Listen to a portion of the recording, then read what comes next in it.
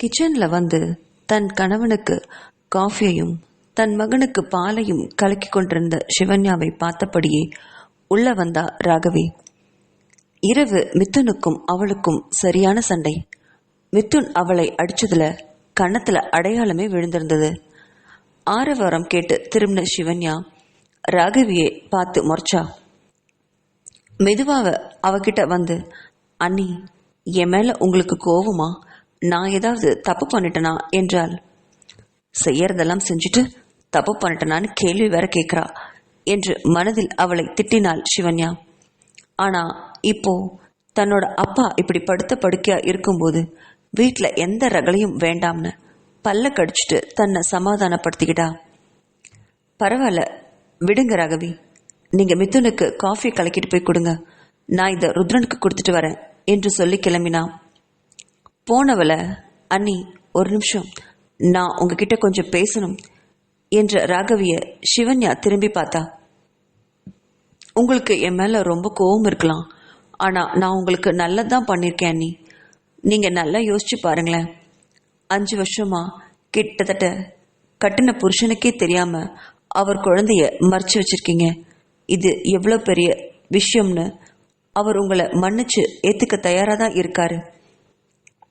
நீங்க அந்த வீடியோ எடுக்கலன்னு மட்டும் ப்ரூஃப் பண்ணிட்டீங்கன்னா அவர் இன்னும் சந்தோஷமா உங்களை ஏத்துப்பார் இல்லையா? அதுக்கப்புறம் அவருடைய வாழ்க்கையில நீங்க வச்சதானே சட்டம். இதை பத்தி கொஞ்சம் யோசிச்சு பாருங்களேன் என்றாள்.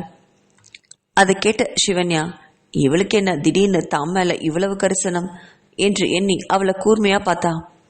அவளுடைய பார்வையை உணர்ந்த ராகவி அவமானத்துல வெக்கப்பட்டு மௌனமா தலை குனிஞ்சா. நீங்க நினைக்கிறது ரொம்ப சரிதான் அண்ணி. உங்க வீட்டுக்காரரு என்னதான் உங்களை ஏத்துக்கிட்டாலும் எனக்கு என்னமோ அவர் ஹாஸ்பிட்டலுக்கு கட்டின பணத்தை நம்ம கிட்ட திருப்பி கேட்பார்னு தான் தோணுது. நீங்க குழந்தைக்காக அவர் கூட போயிடலாம், ஆனா அதுக்கப்புறம் அவர் பணம் கேட்டா உங்க தம்பி தானே இந்த பணத்தை எல்லாம் கட்ட வேண்டி வரும். எங்க 2 பேருடைய உழைப்பும் இந்த கடனுக்காகவே போயிடுமே. அதுக்கப்புறம் நாங்க ஆத்யாவுக்கு எதுவுமே சேர்க்க முடியாது. அதனால தான் நான் ருத்ரன் அண்ணாவையும் உங்களையும் சேர்த்து வைக்கணும்னு நினைக்கிறேன் என்று மனதில் இருந்ததை வெளிப்படையா சொன்னான். அதை கேட்ட சிவன்யாவுக்கு இவ்வளவு திறந்தபடியா பேசுற ராகவி ரொம்ப மோசமானவளா இருக்க வாய்ப்பில்லைன்னு நினைச்சா. கவலைப்படாத ராகவி, அந்த பணத்தை அவர் கேட்காத அளவுக்கு நான் பாத்துக்கிறேன். அப்படி கேட்டாலும் உன்கிட்ட நான் பணம் கேட்க மாட்டேன். அதனால நீ டென்ஷன் ஆகாத, பயப்படாத. நீ எங்க அம்மா அப்பாவை மட்டும் கடைசி வரைக்கும் நல்லபடியா பார்த்துட்டினா அதுவே எனக்கு போதும். அபினவும் சிவாங்கினியும் இன்னும் 2-3 வருஷத்துல படிப்பை முடிச்சிடுவாங்க. அப்புறம் அவங்கவுங்க வேலையை பார்த்துக்குவாங்க. என்னோட கவலையெல்லாம் இப்போதைக்கு என்னோட அம்மாவையும் அப்பாவையும் நல்லா பார்த்துக்கிறது மட்டும்தான் என்று கூறிய சிவன்யாவின் கைகளை ஓடி வந்து ராகவி இறுக்கமாக பற்றி கொண்டா. அண்ணி, உங்க மேல எனக்கு சின்ன வருத்தமும் கோவமும் இருந்தாலும் நீங்க நினைக்கிற மாதிரி நான் அவ்வளவு மோசமானவ இல்லை அண்ணி. அத்தையும் மாமாவும் இனி என்னோட பொறுப்பு. அவங்கள பத்தி நீங்க கவலைப்படாதீங்க. சந்தோஷமா உங்க புருஷன் குழந்தையோட வாழ்க்கைய புதுசா ஆரம்பிங்க அண்ணி. அந்த வீடியோ எடுத்தது நீங்க இல்லைன்னு ப்ரூவ் பண்ண முடியலனாலும் பரவாயில்ல. அவர்கிட்ட நீங்க கொஞ்சம் விட்டு கொடுத்து போங்களேன். யார் என்ன பேசினாலும் நம்ம வாழ்க்கை தானே அண்ணி நம்மளுக்கு முக்கியம் என்றாள். அதை கேட்ட சிவன்யாவுக்கு ராகவி சொல்றது தப்பில்லைன்னு தோணினாலும் கணவன் மனைவியை நம்பாம அவளை குற்றம் சாட்டுவது, மற்றவங்க முன்னாடி கேவலமா பேசுறது அவளுக்கு சரியா படல. இது விட்டு கொடுத்து போற விஷயமே இல்லை. சுயமரியாதை, அதை குடும்பத்துக்காக விட்டுட முடியாத விஷயம் அப்படின்னு அவ மனசு சொல்லுச்சு. ஆனா அதை ராகவி கிட்ட வாக்குவாதமா சொல்ல விருப்பப்படல சிவன்யா. சரிதான் ராகவி, நீ காஃபி எடுத்துக்கிட்டு போய் கொடு, நான் இதை கொடுத்துட்டு வந்துடுறேன் என்று சொல்லி தன் கணவன் இருக்கும் அறைக்குள்ள போனா சிவன்யா. அறைக்குள்ள போனவ அங்க அவ கண்ட காட்சி அவ மனசையே உருக்கிறது. தந்தையும் மகனும் மாறி மாறி முத்தம் கொடுத்துட்டு இருந்தாங்க. ரிஷி காட்டுற இடத்துல எல்லாம் தாமதமே இல்லாம ருத்ரன் முத்தம் கொடுத்துட்டு இருந்தான். ருத்ரன் காட்டுற இடங்கள்ல திருப்பி ரிஷியும் முத்தம் கொடுத்தான். கொஞ்ச நேரம் அந்த விளையாட்டை பார்த்து ரசிச்சுட்டு இருந்த சிவன்யா மெதுவா குழந்தை பக்கத்துல போய் பாலை எடுத்து அவனை மடியில வச்சு குடுக்க வச்சா. அப்பா அப்பான்னு மூச்சுக்கு 300 தடவை அழைக்கும் குழந்தைய கண் கொட்டாம பார்த்தா. குழந்தை குடிச்சு முடிச்சதும் அவனை கீழே இறக்கி விட்டா. ருத்ரன் அவகிட்ட இருந்த காஃபியை எடுத்து குடிச்சான். அது நல்லா ஜில்லுன்னு இருந்தது. இருங்க, நான் போய் சூடு பண்ணி எடுத்துட்டு வரேன் என்று சொன்னவ கிட்ட, அதெல்லாம் வேண்டாம், எனக்கு இதுவே போதும் என்று சொல்லி மடமடன்னு குடிச்சிட்டு கப்பை திருப்பி கொடுத்தான். மறுபடியும் அப்பாவும் பையனும் கொஞ்சம் ஆரம்பிச்சத மனசுல ஒரு பொறாமையோட டம்ளரை எடுத்துட்டு போனான் சிவன்யா. ருத்ரனுக்கு தன் மகன் தனக்கு கிடைச்சதுல அளவற்ற மகிழ்ச்சி. அவனை ஒரு வினாடி கூட பிரியாம ரிஷியை குளிப்பாட்டுறதும் அவனுக்கு ஊட்டுறதும்னு வீட்டையே ரகலை பண்ணிட்டு இருந்தான். அவ்வப்போது ஆதியாவையும் தூக்கியபடி கொஞ்சிட்டு இருந்தவனை குடும்பத்தினர் எல்லாரும் ஆச்சரியத்தோட பார்த்துட்டு இருந்தாங்க. ருத்ரனுக்கு இப்படி கூட விளையாட தெரியுமான்னு அந்த விஷயம் அவங்களால நம்பவே முடியாம இருந்தது. ஹாஸ்பிட்டல்ல இருந்து திரும்பி வந்த அபினவுக்கும் விஷயம் தெரிய அவனும் ருத்ரனை பார்த்து வியப்படைஞ்சான். கொஞ்ச நேரம் கழிச்சு ரிஷியையும் ஆதியாவையும் அழைச்சிட்டு வெளியில போயிட்டு வந்தான் ருத்ரன். வீட்டில் இருக்கவங்க யாருமே ருத்ரனை திருப்பி ஒரு கேள்வி கூட கேட்கல. ஏதாவது கேட்டா பணத்தை திருப்பி கேட்பானோங்கிற பயம் அவனுக்கு. அதையும் சிவன்யா உணர்ந்துதான் இருந்தா. அதுக்கப்புறம் சிவன்யா குளிச்சுட்டு உடையும் மாத்திட்டு எப்பவும் போல ஹாஸ்பிட்டலுக்கு அப்பாவை பார்க்க போனான்.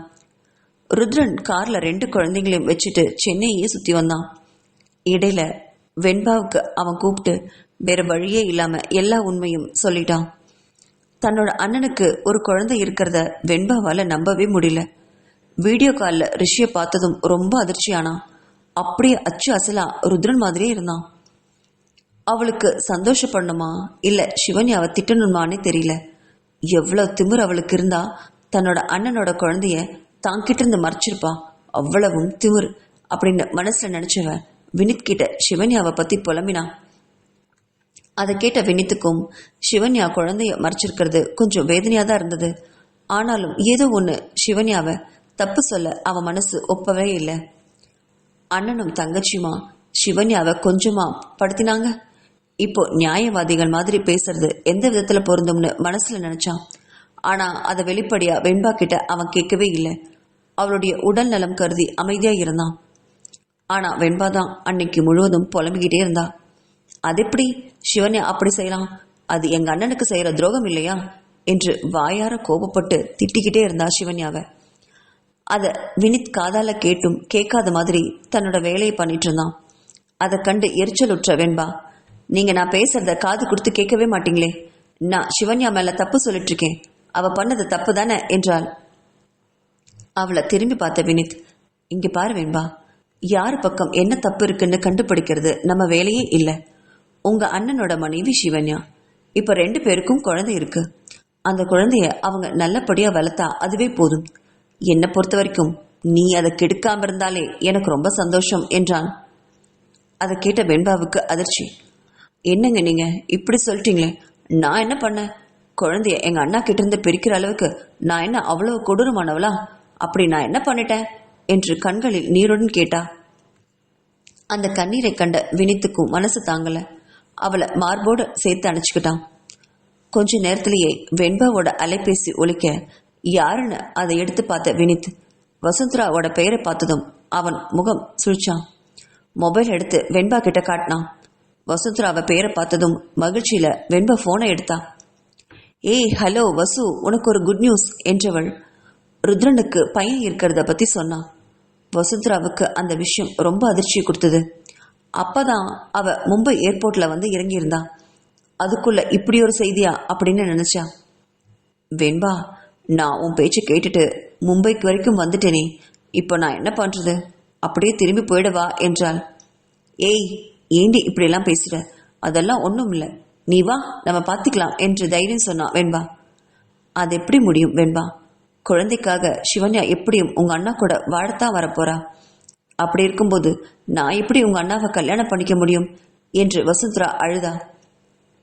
அவளுடைய அழுகையை கேட்டு வெண்பாவோட மனசு இறங்குச்சு. இத்தனை வருஷத்துக்கா தன்னோட அண்ணனுக்காக காத்திருக்கிற வச்சதுக்கு அப்புறம் இப்படியெல்லாம் பேசுறது அவளுக்கே அவமானமா இருந்தது. சின்ன புள்ள மாதிரி அழாத வசு, நீ கவலைப்படாத. சிவன்யாவோட அப்பாவுக்கு ஆப்ரேஷன் முடிய இன்னும் 10 நாள் இருக்கு. நம்மளுக்கு அது வரைக்கும் டைம் இருக்கு. அதுக்குள்ள ஏதாவது குளறுபடி பண்ணி எங்க அண்ணா கூட சிவன்யாவை வாழ முடியாதபடி பண்ணிடலாம். குழந்தைய மட்டும் நம்ம வாங்கிக்கலாம். அதை பத்தி எல்லாம் நீ சிந்திக்க வேண்டாம். சீக்கிரமா வீட்டுக்கு வா, நான் உன்கிட்ட நிறைய பேசணும் என்றாள் வெண்பா. வெண்பா அப்படி பேசிட்டு இருந்ததை வினித் கேட்டுக்கிட்டு தான் இருந்தான். அடிப்பாவிகளா, இப்படி 2 பேரும் சேர்ந்து அந்த அப்பாவி பொண்ணுக்கு துரோகம் பண்றீங்களேன்னு மனசுல நினைச்சான்.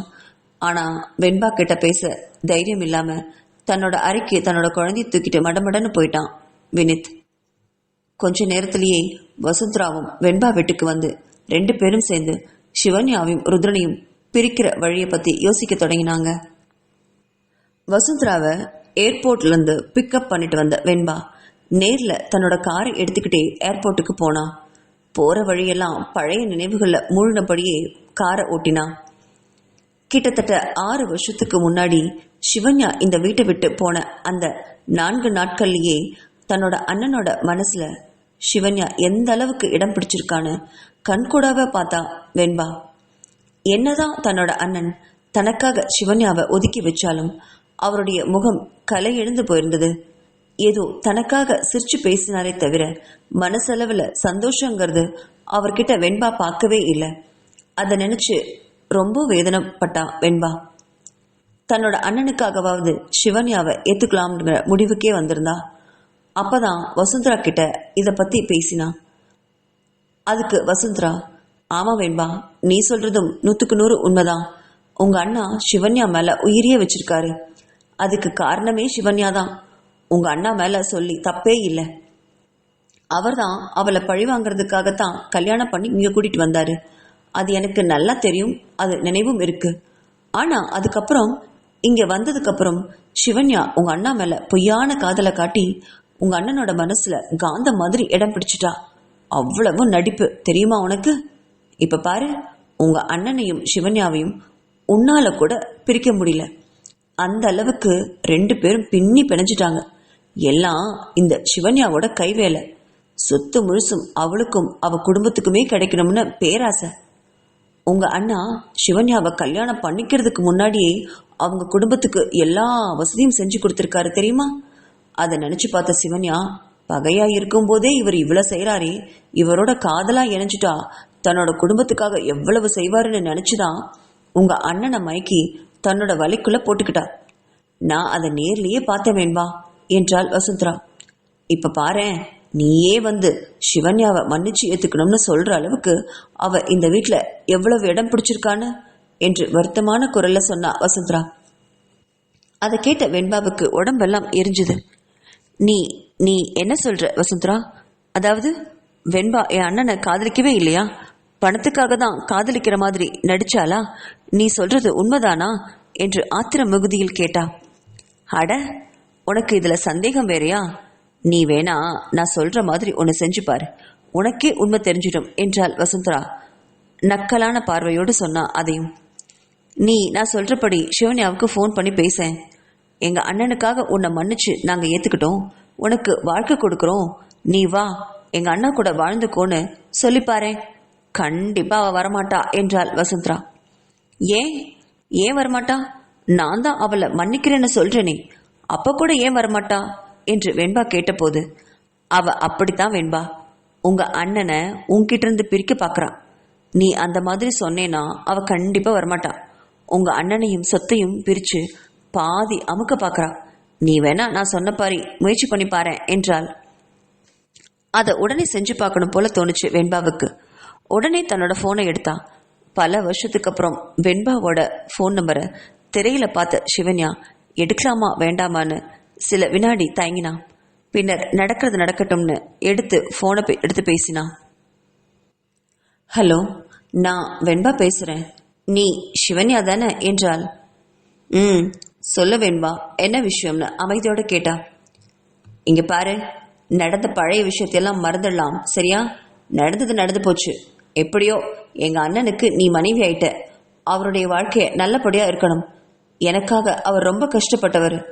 கோமாவிலிருந்து எழுந்து வந்ததும் அவருடைய வாழ்க்கைய நான் பாழாக்கிட்டேன்னு ஆயிடக்கூடாது. அதனால நீ பண்ணதெல்லாம் நான் மன்னிச்சிடுறேன்.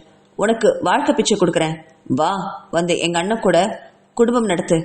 உடனே கிளம்பி வா என்றாள். அதை கேட்ட சிவன்யாவுக்கு உள்ள ஆத்திரம் பொத்துக்கிட்டு வந்தது. என்ன சொன்ன? நீ எனக்கு வாழ்க்கை பிச்சை கொடுப்பியா? வேண்டாம் வெண்பா, யாருடைய பிச்சையிலும் நான் வாழ விரும்பல. உண்மையான காதல் இல்லாதவங்க கிட்ட என்னோட கௌரவத்தை விட்டுட்டு அடிபணிஞ்சு அவங்க காலில் விழுந்து வாழணும்னு எனக்கு எந்த அவசியமும் இல்லை. உன்னோட வாழ்க்கை பிச்சை எனக்கு வேண்டாம். உன்னோட பெருந்தன்மைக்கு ரொம்ப நன்றி அப்படின்னு சொல்லிட்டு போனை உடனே வச்சுட்டா. மறுபக்கம் இதை கேட்ட வெண்பாக்கு மனசெல்லாம் தீ சுட்டது போல இருந்தது. திரும்பி வசுந்தராவை பார்த்தா. அவ நக்கெல்லாம் சுற்றிட்டு இருந்தா. நான் தான் சொன்னேனே வெண்பா, அவ வரமாட்டான்னு என்றாள். இப்போ என்ன பண்றது வசு? எங்க அண்ணா கிட்ட நான் என்னன்னு சொல்ல என்று கேட்டபோது, இங்க பாரு, நீ மனசை போட்டு ரொம்ப குழப்பிக்காத. ஒருவேளை உங்க அண்ணா கூப்பிட்டா சிவன்யா வரலாம் தான், வராம இருக்க மாட்டா. ஆனா வரேன்னு ஒத்துக்கிட்டா இந்த வீட்லயே வந்து வாழ சொல்லு. அப்படி வந்து வாழ்ந்துட்டானா நீ அவளை ஏத்துக்கோ. ஆனா அவ வரமாட்டா. உங்க அண்ணனை உன்கிட்ட இருந்து பிரிக்கிறதுக்கு தான் அவ ரொம்ப திட்டம் போடுறா என்றாள் வசுந்தரா.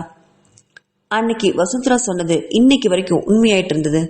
6 வருஷமா தன் அண்ணன் கூட அவ வாழ மறுத்தவ இன்னைக்கு குழந்தைக்காக இங்க வரான்னா கண்டிப்பா இதுல ஏதாவது திட்டம் இருக்கும்னு தானே நினைச்சா வெண்பா. அதுக்காக இப்போ வசுந்தராவோட உதவி அவளுக்கு தேவைப்பட்டுச்சு. அவளை ஏர்போர்ட்ல இருந்து பிக்கப் பண்ணிட்டு வீட்டுக்கு கழிச்சிட்டு வந்தா. அவளுக்குன்னு ஒரு ரூமை கொடுத்தா. இருவரும் பழைய நினைவுகள்ல மூழ்கி ரொம்ப நேரம் பேசிட்டு இருந்தாங்க. வசுந்தரா, வினித் இப்பெல்லாம் சிவன்யாவுக்கு தான் சப்போர்ட் பண்றாரு தெரியுமா? என்ன பண்றதுன்னே எனக்கும் ஒன்றும் புரியல. குழந்தைய அழிச்சிட்டு சிவன்யா இங்க வந்துட்டானா அப்புறம் எங்க அண்ணாவை என்கிட்ட இருந்து அவ பிரிச்சு பாப்பாளோன்னு எனக்கு பயமா இருக்கு என்றாள். அதெல்லாம் கண்டிப்பா நடக்கும். அதை பத்தி நீ சந்தேகமே படாத. சிவன்யா பத்தி எனக்கு நல்லா தெரியும். குழந்தைய இங்க கூப்பிட்டு வந்தாலும் கொஞ்ச நாள்லயே உங்க அண்ணனை மயக்கி உன்கிட்ட இருந்து அவ பிரிச்சிடுவா என்றாள் வசுந்தரா. இப்போ என்ன வசு பண்றது என்றாள் வெண்பா. நம்ம ஒரு பிளான் பண்ணணும். அதுக்காக நான் கொஞ்சம் யோசிக்கணும். நீ கொஞ்சம் போய் ரெஸ்ட் எடு வெண்பா. நம்ம நாளைக்கு இதை பத்தி பேசலாம் என்றாள். அப்படி சொல்லி வெண்பாவை அனுப்பிட்டு குறுக்கும் நெடுக்குமா ரூம்ல ரொம்ப நேரம் நடந்தா வசுந்தரா. பிறகு ஒரு முடிவோட தன்னோட அம்மா சகுந்தலாவுக்கு ஃபோன் பண்ணான். வசுந்தராவோட அழைப்பை மறுபக்கம் ஏற்று பேசிய சகுந்தலா, சொல்லு வசு, ருத்ரன் வீட்டுக்கு போயிட்டியா என்று கேட்டாள். நான் அங்கதாமா இருக்கேன் என்றவள் இங்க நடந்த விஷயங்களை பத்தி விவரமா சொன்னான். அதை கேட்ட சகுந்தலா அதிர்ச்சியானா. என்னது, ருத்ரனுக்கு வாரிசா? ஐயோ, இப்ப என்ன பண்றதுன்னு திடுக்கிட்டு எதுவும் பேசாம மௌனமா யோசிச்சா சகுந்தலா. மறுபக்கம் இருந்த வசுந்தரா, அம்மா, இதுக்கு தான் நான் அன்னைக்கே சொன்னேன், இங்கேயே இருந்து தங்கி இந்த 5 வருஷத்துல ருத்ரனை எப்படியாவது மயக்கி அவரை என் கைக்குள்ள போட்டுக்கலாம்னு. நீதான் என் பேச்சை கேட்காம உடனே பாரிஸ்க்கு கிளம்பி வான்னு சொல்லி நச்சு பண்ண. 5 வருஷம் பாரிஸ்ல வேஸ்டா நேரத்தை கழிக்க வச்ச என்று அங்கலாய்த்தாள். முட்டாள் மாதிரி பேசாத வசுந்தரா. ருத்ரன் சிவன்யாவை கல்யாணம் பண்ணிக்கிறதுக்கு முன்னாடி 2 வருஷம் நீ ருத்ரன் கூட தனியா தானே இருந்த. அப்பவே உன்னால அவனை மயக்கி கைக்குள்ள போட்டுக்க முடியல. அப்புறம் சிவன்யாவை கல்யாணம் பண்ணிட்டு வந்ததுக்கு அப்புறம் உன்னால அவனை மயக்க முடியும்னு நினைக்கிறியா? முட்டாள் என்று அவள் அம்மா சொன்னதும் வசுந்தராவுக்கு சுருன்னு கோவம் வந்தது. நான் ஒன்னும் முட்டாள் இல்லை. இப்போ எல்லாத்தையும் கோட்டை விட்டுட்டு நிக்கிறோமே, திட்டம் போட்டது நீங்க தானே, அப்போ நீங்க தான் முட்டாள் என்றாள். தன் மகளோட கோவத்தை புரிஞ்சுக்கிட்ட சகுந்தலா, சரி சரி, நீ அமைதியாயிரு. ஏன் இப்ப டென்ஷன் ஆற? நான் ஒரு ஐடியா சொல்றேன், அதுபடி வெண்பாவை பண்ண சொல்லு. கண்டிப்பா இது சக்சஸ் ஆகும் என்றாள். என்னம்மா என்று கேட்ட வசுந்தரா கிட்ட, அந்த வீடியோ இப்ப யார்கிட்ட இருக்கு? அதெல்லாம் வெண்பா டெலிட் பண்ணிட்டாளா? மா, அதெல்லாம் இன்னும் அவ வச்சிட்டு இருப்பாளா? ஏன் அதை வச்சுட்டு இப்ப என்ன பண்ண போறீங்க என்று கேட்டாள் வசு. அவளுக்கு தான் இப்ப வினித்தோட கல்யாணமே ஆயிடுச்சே, இனி அந்த வீடியோ வேஸ்ட் என்றாள். அட, நான் கேட்கறதுக்கு மட்டும் ஒழுங்கா பதில் சொல்லு வசு. அந்த வீடியோ இப்ப உங்ககிட்ட இருக்கா இல்லையா என்றாள். ஆமா ஆமா, கேலரியில எங்கேயாவது இருக்கும், தேடி பார்க்கணும் என்றாள். சரி, அத உன்னோட காலேஜ் ஃப்ரெண்டு யாருக்கையாவது மறுபடியும் இப்ப பேசிட்டு இருந்தீனா அவங்களுக்கு அதை அனுப்பி வை. வேற நம்பர்ல இருந்து அனுப்பு, சரியா? அந்த வீடியோ அனுப்புற அந்த பொண்ணு வெண்பா கூட இப்பவும் பேசுறவளா இருக்கணும். அவளுக்கு அந்த வீடியோவை முதல்ல அனுப்பி வை. அப்புறம் நடக்க போற விளைவுகளை வச்சு நாம என்ன பண்றதுன்னு முடிவு பண்ணலாம் என்று ஏதோ யோசனையாக சொல்லிட்டு போனை வச்சா சகுந்தலா. தன்னோட அம்மாவோட திட்டம் புரியாம குழம்பி போனா வசு.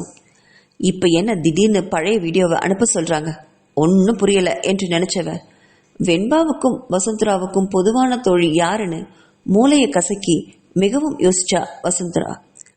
அப்பதான் அவளுக்கு பளிச்சுன்னு ஒரு நபரோட ஞாபகம் வந்துச்சு. சரியா 2 நாள் கழிச்சு வெண்பாவோட வீட்டுக்கு வினித்தை தேடி அஞ்சலி வந்திருந்தா. எத்தனையோ வருஷம் கழிச்சு அஞ்சலிய தன்னோட வீட்டுக்குள்ளேயே பார்த்த வெண்பாவுக்கு ரொம்ப அதிர்ச்சியா இருந்தது. ஆனா அவ கழுத்துல திருமாங்கல்யத்தையும் நெற்றி வகுட்டுல குங்குமத்தையும் பார்த்தவ அஞ்சலிக்கு கல்யாணம் ஆயிடுச்சுங்கிறத உணர்ந்து தன்னோட பழைய பகையெல்லாம் மறந்தா. ஹலோ, எப்படி இருக்கீங்க அஞ்சலி? உங்க வீட்டுக்காரர் என்ன பண்றாரு? நல்லா இருக்கீங்களா என்று சகஜமா கேட்டபடி அஞ்சலிய ஹால் சோஃபாவில் உட்கார வச்சு அவளும் பக்கத்துல உட்கார்ந்து நலம் விசாரிச்சா.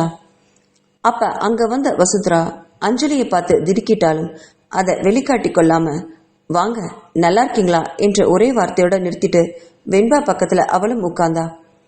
அப்பதான் அலுவலகத்திலிருந்து உள்ள வந்த வினித் அஞ்சலியை பார்த்து ரொம்பவுமே அதிர்ச்சி அடைஞ்சான். வெண்பா படுத்த படுக்கையா இருந்தப்போ எத்தனையோ தடவை அவனை கல்யாணம் பண்ணிக்க சொல்லி கேட்டா. ஆனா அவன் ஒரேடியா மறுத்துட்டதுனால தான் வீட்டில் பார்த்த மாப்பிள்ளைய கல்யாணம் பண்ணிக்கிட்டு லண்டனுக்கு போய் செட்டில் ஆயிட்டதா அவன் கேள்விப்பட்டிருந்தான். அத்தோடு அவன் அஞ்சலியை மறந்தும் போனான். இத்தனை வருஷத்துக்கு அப்புறம் மறுபடியும் அவளை பார்த்ததுல அவனுக்கு ரொம்ப அதிர்ச்சி தான். இருந்தாலும் அதை வெளிக்காட்டிக்காம, ஹலோ அஞ்சலி, எப்படி இருக்க? லைஃப் எல்லாம் எப்படி போகுது என்று கேட்டபடி தன் அருகில் ஓடி வந்த தன்னோட குழந்தை அனன்யாவை தூக்கிக்கிட்டு சோஃபாவில் உட்கார்ந்தான் வினித். அனைவரையும் பார்த்து புன்னகைத்த அஞ்சலி, நான் நல்லா இருக்கேன். இப்போ அவருக்கு லீவு, அதனால சென்னையில் இருக்கிற என்னோட அம்மா வீட்டுக்கு வந்தோம். அப்படியே மும்பையில் என் ஹஸ்பண்டோட சொந்தக்காரங்க இருக்காங்க, அவங்களையும் பார்த்துட்டு போகலான்னு இங்கே வந்தோம். இப்போதான் எனக்கு உங்கள் நினைவு வந்துச்சு. சரி, இவ்வளோ தூரம் வந்துட்டோமே, வெண்பா கண் விழிச்சதாக கேள்விப்பட்டேன், அதான் உங்களையெல்லாம் ஒரு தடவை பார்த்துட்டு போகலான்னு வந்தேன் என்று சகஜமாக சொன்னா அஞ்சலி. அஞ்சலி சந்தோஷமா இருக்கிறத பார்த்த வெண்பாவுக்கு நிம்மதியா இருந்தது. அப்போ அனன்யாவை பார்த்த அஞ்சலி, ஹலோ குட்டி, என்கிட்ட வரீங்களா என்று ஆசையோட கூப்பிட்டா. அவ கூப்பிட்டதும் அனன்யா ஓடி போய் அஞ்சலியோட மடியில ஏறி உட்கார்ந்தா. அனன்யாவை அப்படியே வெண்பா மாதிரியே இருக்கா என்று அவளை தடவிக்கிட்டே சொன்னா அஞ்சலி. ஆமா, உங்களுக்கு குழந்தை என்று கேட்டாள் வெண்பா. அதை கேட்டதும் அஞ்சலியோட மனசு கசங்கி போச்சு. இன்னும் இல்லைங்க, நாங்கள் எத்தனையோ டாக்டர்ஸை பார்க்குறோம், ஆனால் என்னமோ தெரியல, எங்களுக்கு இன்னும் குழந்தையே பிறக்கல என்று வருத்தத்தோடு சொன்னான். அந்த பதிலில் எல்லாரும் கொஞ்சம் மௌனமானாங்க. கொஞ்ச நேரம் கழிச்சு, ஆக்சுவலாக நான் இங்கே வந்த காரணமே வேற. வெண்பா, எனக்கு 2 நாளைக்கு முன்னாடி ஒரு அன்னோன் நம்பர்லேருந்து அந்த அந்த வீடியோ வந்துச்சு. அதை பார்த்து நான் ரொம்ப அதிர்ச்சி ஆயிட்டேன். இன்னுமா அந்த வீடியோ சோஷியல் மீடியாவில் பரவலாக இருக்குன்னு ரொம்ப பயந்துட்டேன் என்றவள் தன் ஃபோனை எடுத்து வெண்பா கிட்ட அந்த வீடியோவை காமிச்சா. அதே பழைய வீடியோ. அதை பார்த்து அதிர்ச்சியான வெண்பா வினித்தை பார்த்து மறைச்சா. அவனுக்கும் என்ன வீடியோங்கிறது புரிஞ்சுது. வீடியோவை காட்டிட்டு அதை உடனே அவங்களுக்கு முன்னாடியே டெலிட் பண்ணா அஞ்சலி. இதை நான் இப்போ டெலிட் பண்ணிட்டேன், ஆனால் எனக்கு என்னவோ இது சோஷியல் மீடியாவில் வைரலாக இருக்குமோன்னு சந்தேகமாக இருக்கு. கொஞ்சம் இது என்னன்னு பாருங்களேன். இத்தனை வருஷத்துக்கு அப்புறமும் இந்த வீடியோ எனக்கு வர காரணம் என்ன? அப்படின்னா ஏதோ இன்னும் தப்பு நடந்துட்டு இருக்குன்னு தானே அர்த்தம். யார் இந்த வீடியோவை எடுத்து அனுப்பினாங்களோ அவங்கள கொஞ்சம் கண்டிச்சு வைங்க. அதான் உங்கள் எதிர்கால வாழ்க்கைக்கு ரொம்ப நல்லது. பெண் குழந்தைய வேற கையில் வச்சிருக்கீங்க, கொஞ்சம் எச்சரிக்கையோடு நடந்துக்கோங்க என்று வருத்தமான குரல்ல சொன்னா அஞ்சலி. அதை கேட்ட வெண்பா அஞ்சலியோட கைகளை இறுக்கமா பிடிச்சா. ரொம்ப நன்றி அஞ்சலி, இவ்வளோ தூரம் வந்து இந்த விஷயத்தை எங்ககிட்ட சொன்னதுக்காக நான் உங்களுக்கு ரொம்ப நன்றி கடன் பட்டிருக்கேன். இருங்க, ஏதாவது சாப்பிட்டு போலான்னு சொன்னான். இல்லை வெண்பா, இதை சொல்றதுக்காக தான் என் ஹஸ்பண்ட் கிட்ட கோயிலுக்கு போறேன்னு போய் சொல்லிட்டு இங்கே வந்திருக்கேன். ரொம்ப நேரம் ஆச்சுன்னா அவர் என்னை தேட ஆரம்பிச்சிடுவாரு. நாங்கள் நாளைக்கு லண்டன் கிளம்புறோம், நம்ம இன்னொரு நாள் பார்க்கலாம், சரியா என்று தனது ஹேண்ட்பேக்கை எடுத்துக்கிட்டு அழகா புன்னகைச்சபடி எல்லாருக்கும் பாய் சொன்னான். அஞ்சலியோட புன்னகையை ஏற்றுக்கிட்ட வினித், பத்திரமா போயிட்டு வா அஞ்சலி, இன்னொரு தடவை வரும்போது கண்டிப்பா உன்னோட ஹஸ்பண்டையும் கூட்டிட்டு வா என்ன என்று சொல்லி அவளை வழி அனுப்பினான். அஞ்சலி போனதும் வெண்பாவுக்கு அவமானத்துல முகமே சிவந்து போச்சு. சிவன்யா சிவன்யான்னு தலையில தூக்கி வச்சுட்டு கொண்டாடுவீங்களே, இத்தனை வருஷத்துக்கு அப்புறமும் அவ என்ன காரியம் பண்ணியிருக்கான்னு பாக்குறீங்களா? இவளையா மன்னிச்சு மறுபடியும் என்னை ஏத்துக்க சொல்றீங்க என்று வீடு மொத்தத்தையும் அதிர வைக்கும்படி கத்தினா வெண்பா. அவளுடைய குரல்ல கொஞ்சம் பயந்து போன வினித் மீண்டும் அவளுக்கு ஏதாவது ஆயிடுமோன்னு டென்ஷன் ஆனான். குழந்தை அனன்யாவை பார்த்தான். அவன் தன்னோட அம்மாவோட குரலை கேட்டு நடுங்கி வினித்தோட கால்களை இறுக்கமா பிடிச்சிருந்தா. குழந்தையை எடுத்து தன்னோட தோல்ல போட்டு தட்டி கொடுத்தான் வினித். வெண்பா, என்ன இது? குழந்தை பயப்படுறா பாரு. எதுவா இருந்தாலும் குழந்தை தூங்கினதுக்கு அப்புறம் நம்ம பேசிக்கலாம். இப்போ அமைதியா இரு என்று அவளை சமாதானப்படுத்தினான். ஆனா வெண்பாவை அவனால அமைதியாக்கவே முடியல. என்னமோ ஆளாளுக்கு சிவன்யா சிவன்யான்னு உலகத்திலே இல்லாத பொண்ணு மாதிரி சப்போர்ட் பண்ணி பேசுவீங்களே. இப்ப பேசுங்களேன் பார்க்கலாம். நம்ம மூஞ்சில கரிய பூசிட்டா இப்ப போதுமா உங்களுக்கு? இவெல்லாம் கடைசி வரைக்கும் திருந்தவே மாட்டா, திருந்தாத ஜென்மம் என்று எரிச்சலுடன் பேசினான். வினித் அவளை கவலையோட பார்த்தான்.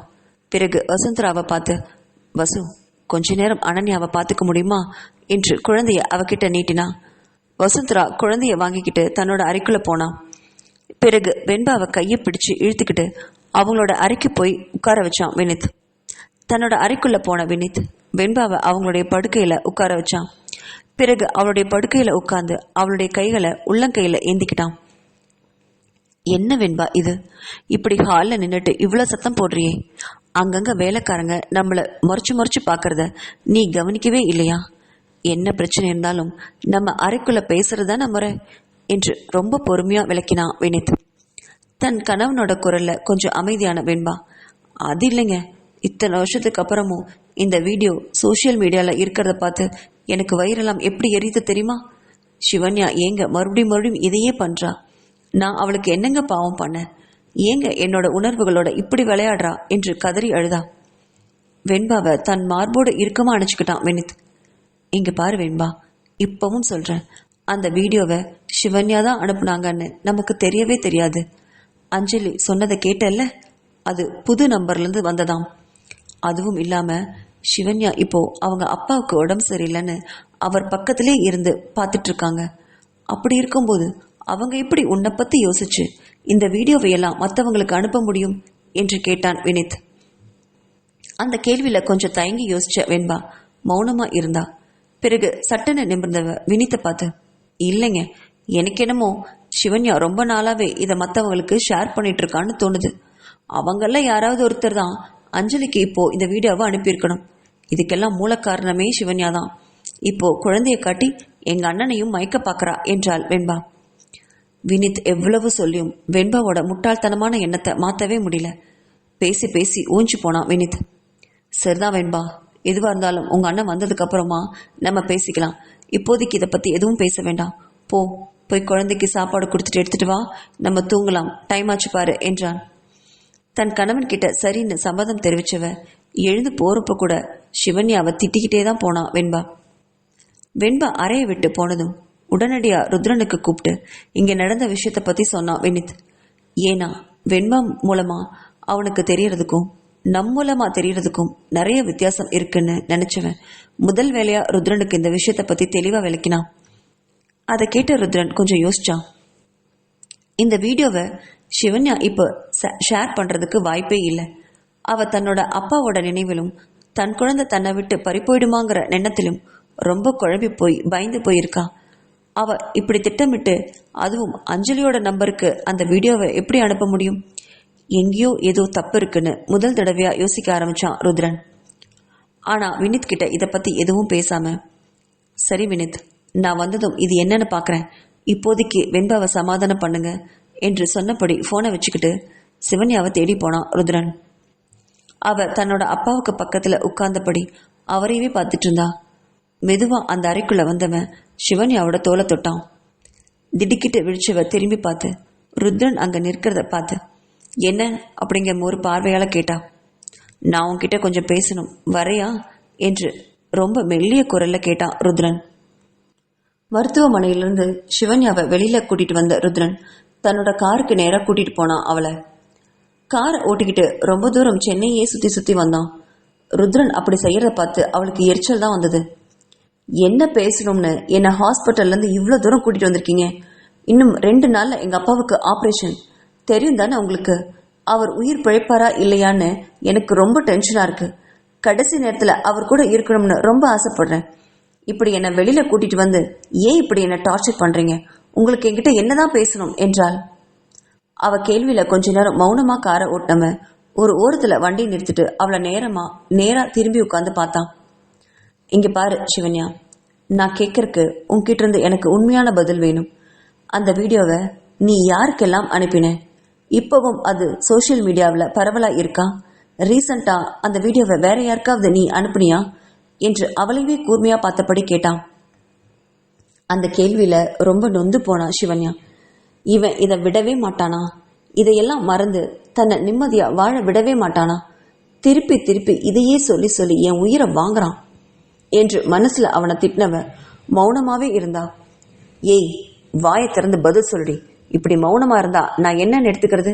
இன்னும் அந்த வீடியோ வெண்பாவுக்கு ஃபார்வர்ட் ஆயிட்டு தான் இருக்கு. அதுக்காக தான் இவ்வளோ தூரம் முன்ன கேட்டுட்ருக்கேன். சொல்லி தொலை என்றான். இப்போ நான் அதை அனுப்பலன்னு சொன்னா நீங்க என்ன நம்ப போறீங்களா என்று அவனையே கூர்மையா பார்த்தபடி கேட்டா சிவன்யா. நான் கேட்டதுக்கு இப்பவுமே நீ நேரடியா பதில் சொல்லல என்று கோபமா கத்தினான்.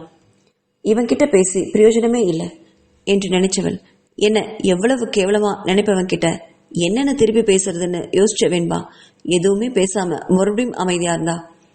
அவளுடைய மௌனம் ருத்ரனுக்கு இன்னும் கோபத்தை தான் வரவழைச்சது. இப்ப பதில் சொல்ல போறியா இல்லையாடி என்றான். கொஞ்ச நேரம் மௌனமா யோசிச்சுட்டு இருந்த சிவன்யா பிறகு ஒரு முடிவோட ருத்ரனை நேரா பார்த்தா.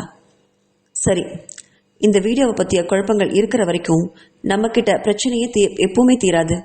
நான் இந்த வீடியோவை எடுக்கவே இல்லை, யாருக்கும் நான் அனுப்பவே இல்லைன்னு நான் உங்களோட அருமை தங்கச்சிக்கும் உங்களுக்கும் ப்ரூஃப் பண்ணிட்டா நீங்கள் என்ன பண்ணுவீங்க என்றால். இப்போ அந்த கேள்வியில் திகைச்சு போனான் ருத்ரன். நீ எப்படி ப்ரூஃப் பண்ணுவ? எல்லா எவிடன்ஸும் உனக்கு எதிராக தான் இருக்கு என்றான் நக்கலாக. அதைத்தான் நானும் சொல்கிறேன். எனக்கு எதிராக எவ்வளவு எவிடன்ஸ் இருந்தாலும் நீங்கள் என்ன நம்பவே இல்லை. அப்படியானா என் பக்கம் இருக்கிற நியாயத்தை நான் எவிடன்ஸோட நான் ப்ரூஃப் பண்ணணும். அப்போ தான் எல்லாரும் என்னை நம்புவீங்க. நான் ப்ரூஃப் பண்ணுறேன், ரெடியாக இருக்கேன். ஆனால் நான் தப்பு செய்யலைன்னு நான் நிரூபிச்சிட்டா என்னோட வாழ்க்கையிலிருந்தும் என் பையனோட வாழ்க்கையிலிருந்தும் நீங்கள் உடனே போயிடணும். எங்கள் அப்பாவுக்காக நீங்கள் கொடுத்த ஹாஸ்பிட்டல் செலவு பணத்தையும் திருப்பி கேட்கக்கூடாது. இதுக்கு நீங்கள் ஒத்துக்கிறீங்களா? இதுக்கு சம்மதம்னா நான் ப்ரூஃப் பண்ணுறேன் என்றாள். சிவன்யா பேசினது ருத்ரனுக்கு அதிர்ச்சியாக இருந்தது. அவள் அப்படி ப்ரூஃப் பண்ணிட்டா வெண்பாவை உடனே சமாளிச்சிடலாம். அதுக்கப்புறம் சிவன்யாவை தன்னோட வாழ்க்கையில் தக்க வச்சுக்க அவளை எளிதாக சமாளிக்கலாம்னு தப்பு கணக்கு போட்டான் ருத்ரன். சரிதாண்டி, ப்ரூஃப் பண்ணு, அப்புறம் பார்க்கலாம் என்றான். இந்த அப்புறம் பார்க்கலாம் இப்புறம் பார்க்கலாம் அப்படிங்கிற வேலையெல்லாம் வேண்டாம். நான் சொன்னது தான். நான் எந்த தப்பும் பண்ணலைன்னு நிரூபிச்சுட்டா நீங்கள் ஒரே முடிவா என் வாழ்க்கையிலேருந்து போயிடணும். முடியுமா முடியாதா? ஒரே வார்த்தையில் சொல்லுங்க என்றாள். சரிடி, நீ ப்ரூஃப் பண்ணு, நான் போயிடுறேன், போதுமா என்றான். அவன் மனசுல வேறொரு எண்ணம் இருந்தது. சிவன்யாவால் அவனை தவிர வேற யாரையும் நினைக்க முடியாது அப்படிங்கிற கர்வம் அவனை ஆட்கொண்டிருந்தது. எப்படியும் ரிஷியை வச்சு அவளை சமாதானம் பண்ணிக்கலான்னு நினைச்சான். ஆனா சிவன்யாவும் அதுக்கப்புறம் ருத்ரன் கிட்ட எதுவுமே ஒரு வார்த்தை கூட பேசல. அமைதியா கண்களை மூடி கார் சீட்ல சாஞ்சபடி மருத்துவமனைக்கு அவன் கூட வந்து சேர்ந்தா. அடுத்த 2 நாட்கள்ல அவருடைய அப்பாவுக்கு ஆப்ரேஷன் நல்லபடியா முடிஞ்சுது. அவர் கண்ணு திறந்து சிவன்யா கிட்ட பேசவும் செஞ்சாரு. அப்பதான் சிவன்யாவுக்கு ரொம்ப நிம்மதியாச்சு.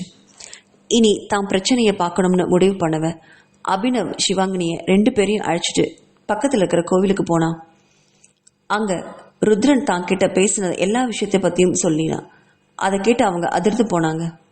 என்னக்கா நீ ப்ரூஃப் பண்ணிட்டா அப்புறம் மாமா கூட நல்லபடியா நீ வாழலாமே, அதை விட்டுட்டு ஏங்கா அவரை பிரியணும் என்றாள் சிவாங்கினி. உனக்கு புரியாதுமா, அவரால் இந்த விஷயத்துல நான் ரொம்ப கஷ்டப்பட்டுட்டேன். நான் எதுவுமே செய்யலைன்னு எவிடன்ஸ் இருந்தாதான் எனக்கு தாலி கட்டின புருஷன் அவர் நம்புவார்னா அந்த வாழ்க்கை எனக்கு வேண்டாம், அது நரகம். எனக்கும் சுயமரியாதை இருக்கு என்றவள். நீங்க எனக்கு இந்த விஷயத்துல உதவி செய்ய முடியுமா முடியாதா என்றாள். உடனே அபினவ் அவளுடைய மனநிலையை புரிஞ்சுக்கிட்டு, அக்கா கண்டிப்பா முடியும், உன் ஃபோனை கொடு, நான் என் ஃப்ரெண்டு கிட்ட கொடுத்து செக் பண்ண சொல்றேன் என்றான்.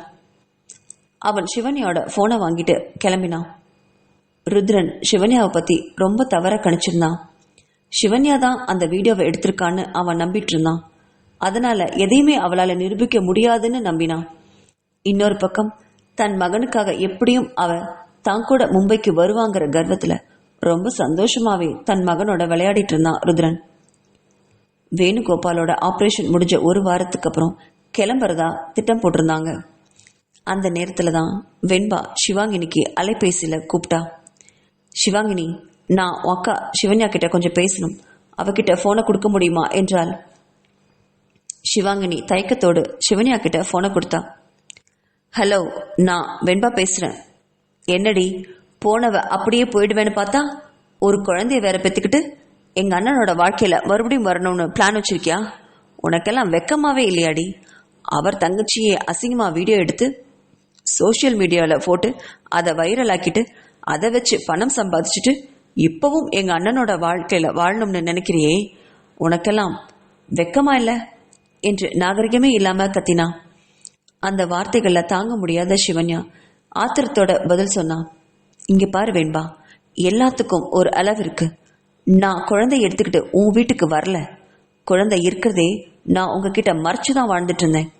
உங்கள் அண்ணா தான் அதை கண்டுபிடிச்சு குழந்தையும் வேணும் நானும் வேணும்னு வந்து நிற்கிறாரு. உனக்கு தைரியம் இருந்தா உன் அண்ணனுக்கு ஃபோன் பண்ணி அவரை உன் கூடயே கூட்டிட்டு போ. தேவையில்லாமல் என்கிட்ட வாய் பேசாத என்றாள். அதை கேட்ட வெண்பாவுக்கு உள்ளமெல்லாம் கொதிச்சது. சர்தாண்டி, உனக்கும் உன் பையனுக்கும் சேர்த்தே வாழ்க்கை பிச்சை போடுறேன். 2 பேரும் எங்கள் அண்ணனோட கிளம்பி வாங்க என்று அவள் அகந்தையோட பேசினான். அந்த வார்த்தையை சிவன்யாவை இன்னும் காயப்படுத்துச்சு. இப்பவும் சொல்கிறேன் வேண்பா, நீ வாழ்க்கை பிச்சை போட்டு நான் வாழணும்னு எனக்கு எந்த அவசியமும் இல்லை என்றவள் அதே ஆத்திரத்தோட ஃபோனை திருப்பி வச்சுட்டா. அதை கேட்ட வெண்பா உடலும் மனசும் எரிய சிவன்யாவை பழி வாங்கணும்னு நினைச்சா.